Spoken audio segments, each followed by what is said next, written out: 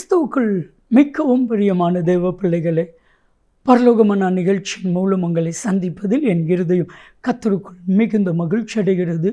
உங்கள் எல்லாரையும் இயேசு கிறிஸ்துவின் இன்ப நாமத்தினாலும் கிராஸ் டிவி ஊழியங்கள் சார்பாக என் அன்பின் வாழ்த்துக்கள். இன்றைய பரலோகமான பிசாசு சீக்கிரத்தில் உங்களை விட்டு ஓடி போவான். இதை விசுவாசிங்க. நிச்சயமாக உங்களை தொந்தரவு பண்ணி கொண்டிருக்கிற எல்லா பிசாசின் கிரியைகள் உங்களை விட்டு ஓட போகிறது. உங்களை கஷ்டப்படுத்தி கொண்டிருக்கிற பிசாசின் கிரியைகள் உங்களை விட்டு ஓட போகிறது. நீங்கள் செய்ய வேண்டிய 2 முக்கியமான காரியம். யாக்கோப்பு 4வது அதிகாரம் 7வது வசனத்தை நீங்கள் வாசித்து பார்த்தா வேதம் சொல்கிறது, தேவனுக்கு கீழ்ப்படிந்திருங்கள், பிசாசுக்கு எதிர்த்து நில்லுங்கள், அப்பொழுது அவன் உங்களை விட்டு ஓடி போவான். என் அன்பு தெய்வ பிள்ளைகளே, கர்த்தருக்கு கீழ்ப்படிங்க, பிசாசுக்கு எதிர்த்து நில்லுங்க, அப்பொழுது அவன் உங்களை விட்டு ஓடி போவான். ஒரு சின்ன பொண்ணு அவளை பிசாசு திருடும்படி சொன்னது. அவள் விரும்பின பிஸ்கட்டை திருடும்படி சொன்னது. ஆனால் அதே இது அவள் சண்டே கிளாஸில் சொன்ன டீச்சருடைய வார்த்தை, களவு செய்யாதிருப்பாயாக.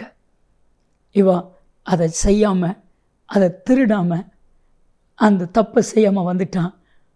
அவள் கேட்காமலே ஒரு 12 பிஸ்கட் பாக்கெட் அவருக்கு கிடைத்தது. இதுதான் ஆசீர்வாதம்.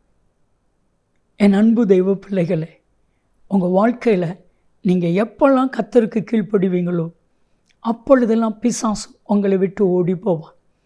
பிசாசுக்கு எதிர்த்து நிற்கும் பொழுது பிசாசு உங்களை விட்டு ஓடி போவான். பிசாசுன்னு சொல்லுகிற வார்த்தைக்கு கீழ்ப்படியாதிருங்கள். பாருங்க, மத்தேயு 4வது அதிகாரம் முழுவதும் நீங்கள் வாசித்து பாருங்க.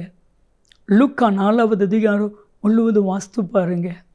கர்த்தராகிய இயேசு கிறிஸ்து பரிசுத்த ஆவியானவரால் வனாந்திரத்திற்கு கொண்டு போகப்படுகிறார். எதற்காக? பிசாசினால் சோதிக்கப்படுவதற்காக. அப்போ பிசாசினால் சோதிக்கப்படுவதற்கு ஆண்டவர் அனுமதிக்கப்படுகிறார். உங்கள் வாழ்க்கையிலையும் பிசாசு உங்களை சோதிப்பதற்கு கர்த்தர் அனுமதிப்பாரா? நிச்சயம் அனுமதிப்பார். ஏன் தெரியுமா? உங்கள் மேலே இருக்கிற நம்பிக்கை.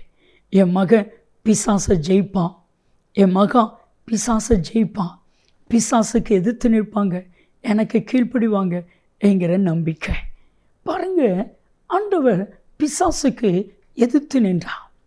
மத்தேயு 4:4 நீங்கள் வாசித்து பார்த்தா பிசாசு சொல்கிறான், இயேசுவுக்கு பசி உண்டானது, அதை அறிஞ்சு இயேசுவுக்கு இப்போ பசி இருக்குது, இப்போ போனால் இயேசுவை அப்படியே கவிழ்த்து விடலாம். உங்களை பார்த்து தெரியும், உங்களுக்கு இப்போ இந்த சிச்சுவேஷன், இந்த சூழ்நிலை தேவை இருக்குது, இப்போ போனால் உங்களை கவிழ்த்து விடலாம். பிசாசு தந்திரமுள்ளவன்.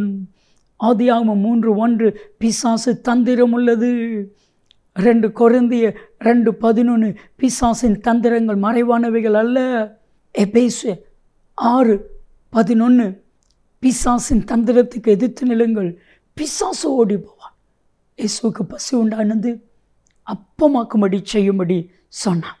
ஆனால் இயேசு சொன்னால் மனுஷன் அப்பத்தினால் மாத்திரமல்ல, தேவனுடைய வாயிலிருந்து புறப்படுகிற ஒவ்வொரு வார்த்தையினாலும் பிழைப்பான். பிசாசு கீழ்ப்படியில் ஓடி போய்விட்டான். மத்தேயு 4:11 பிசாசு சாத்தான் இயேசுவை விட்டு விலகினான். நான் சொல்லட்டுமா? உங்களை விட்டு, உங்கள் குடும்பத்தை விட்டு, உங்களை பிள்ளைகளை விட்டு பிசாசு விலகுவான். ஜெபிக்கலாமா? அன்பின் தகப்பன், இவர்களை விட்டு பிசாசு விலகும்படி செய்யும். இயேசுவின் நாமத்தில் ஜெபிக்கிறோம் ஜீவனுள்ள பிதாவே, ஆமென், ஆமென்.